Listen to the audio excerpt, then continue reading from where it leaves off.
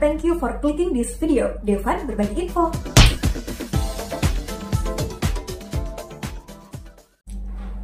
Halo YouTuber, salam kenal dari saya. Kalian yang klik video ini pasti ingin tahu nih bagaimana caranya untuk memulai menjadi konten kreator.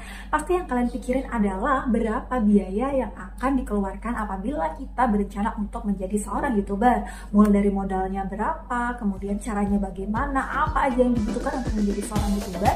Di sini saya akan mengulas tuntas untuk kalian. Hanya dengan modal menggunakan HP, kalian bisa kok untuk menjadi seorang YouTuber. Jadi semua HP bisa, bahkan di awal-awal konten saya hanya menggunakan HP yang harganya di bawah 2 juta rupiah. Bayangin teman-teman, HP di bawah 2 juta itu ada kameranya, yang penting ada kameranya ya. Kalian juga nggak perlu beli mikrofon yang harganya jutaan, pakai dari audio kamera bawaannya aja, nggak perlu beli mikrofon kayak di Studio Pro gitu ya. Yang dibutuhkan oleh YouTuber pemula yang pertama adalah ide konten. Ide konten apa yang menurut kalian itu penontonnya bakal meledak dan banyak yang suka. Jadi jangan cuma sekedar cukup kalian dapetin subscriber 1000, cukup kalian cuma dapetin jam tayang sesuai untuk monet aja, tapi bagaimana caranya kalian bisa bertahan untuk bertahun-tahun hingga menghasilkan uang puluhan juta rupiah di dunia YouTube.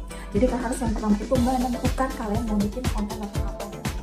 Terus setelah kalian menentukan kalian mau bikin konten apa yang kira-kira kalian bisa bertahan dan menyenangkan, bisa membuat video itu setiap hari, kemarin kalian tidak merasa terpaksa untuk bikin video, kalian bisa eksis terus di depan kamera, uploadnya bisa rajin, bisa seneng gitu ya. Jadi nggak terpaksa gitu bikin YouTube hanya sekedar untuk ngejar monetisasi aja, setelah monet kalian hilang, nggak tahu kemana, nggak mau bikin video lagi. Dalam ruangan kayak gini itu perlu banget kita punya yang namanya tongsis atau tripod gitu ya, yang bisa untuk menstabilkan dia nggak goyang. Kita taruh udah dia set di situ, nggak kemana-mana gitu, bisa fokus ke muka kita. Dan lebih bagus lagi kalau kalian punya itu tripod yang bisa mendeteksi gitu ya, mendeteksi wajah. Jadi kalau kita ke kanan dia gerak gitu, kalau dia ke kiri dia bisa gerak ke kiri juga kayak gitu. Tapi itu nanti di awal-awal kalian cukup tongsis ada yang harganya cuma 10 ribuan atau 20 ribuan aja itu ada. Udah tadi ya, HP udah, kemudian tripod udah, terus yang dibutuhin lagi apa? Kalau kalian punya budget sedikit, kalian bisa beli mic clip on yang harganya juga 10 ribuan itu ada. Kalau emang nggak mau pakai kamera, nggak mau pakai audio dari HP bawaan. Tapi kalau misalnya kalian ngerasa mau upgrade, kayak pakai mic clip on itu juga bisa. Kalian bisa beli harga 10 ribuan. Udah itu aja. Terus untuk proses editingnya pakai apa?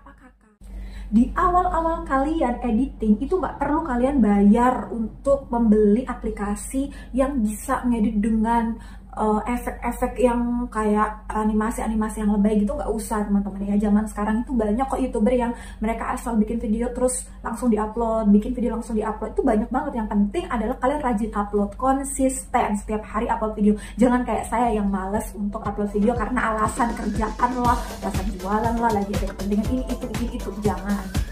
Untuk aplikasi yang digunakan untuk editing itu saya rekomendasikan 2 aplikasi, yaitu Filmora Go ini dan juga ada Power Director.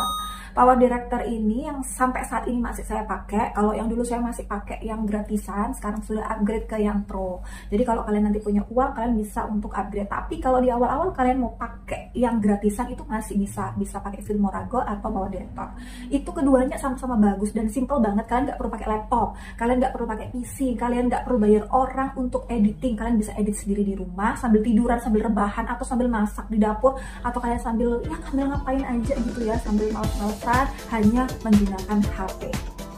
Dengan kalian punya niat aja untuk mau menjadi seorang YouTuber, itu aja udah nilai plus sebenarnya, bahwa kalian tidak hanya menunggu duit itu jatuh dari langit. Yang namanya rezeki itu harus dikejar teman-teman, sama kayak jodoh. Emang rezeki sama jodoh itu sudah diatur sama Tuhan, tapi kalau nggak kita kejar, dia nggak akan menghampiri kita gitu. Kayak misalnya duit gitu ya, kalau misalnya kita cuma nunggu gitu duit dan jatuh dari pohon atau jatuh dari langit kayak hujan gitu, nggak akan pernah kita ada rezeki untuk kita makan dan menghidupi diri kita. Jadi memang kita harus bekerja. ya kita harus ngonten salah satunya ya, karena memang kalau kita mau dapat rezeki yang udah diatur sama Tuhan itu ya kita harus kejar gitu, kita harus dapetin rezeki itu salah satunya dengan menjadi seorang konten kreator.